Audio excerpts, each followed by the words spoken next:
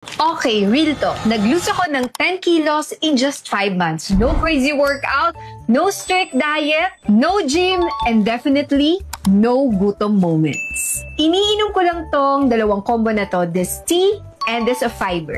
So habang naghayos ako ng orders ng trial pack, sagutin natin ang frequently asked questions.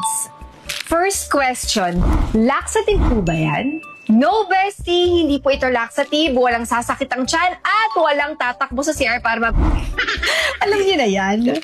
This tea, hindi po siya pangpadumi. It actually helps your body burn fats into fuel. Habang nagpa-fasting ka. What?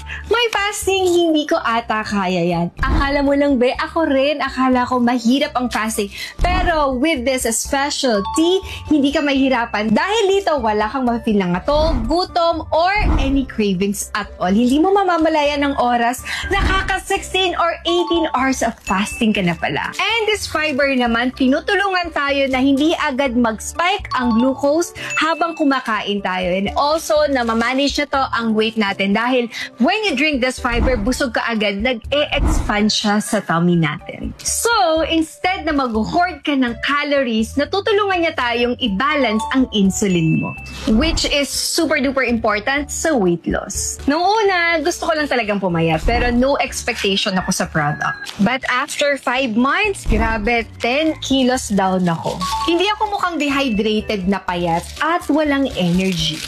Actually, mas energetic pa nga ako. Ang pinakamaganda dito, nag-glow pa yung skin ko. Lalo na kapag nagpa-fasting ka. Amazing, diba? And another question, safe ba siyang gamitin araw-araw? Kung umiinom ka ng soft drinks everyday, ano pa kaya tong may natural ingredients and designed to support the metabolic health? So instead na crash diet, tinutulungan niyo yung body mo maging insulin sensitive ulit.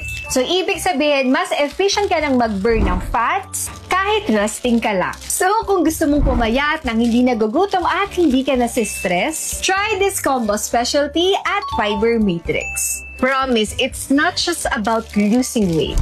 It's about feeling good and staying consistent.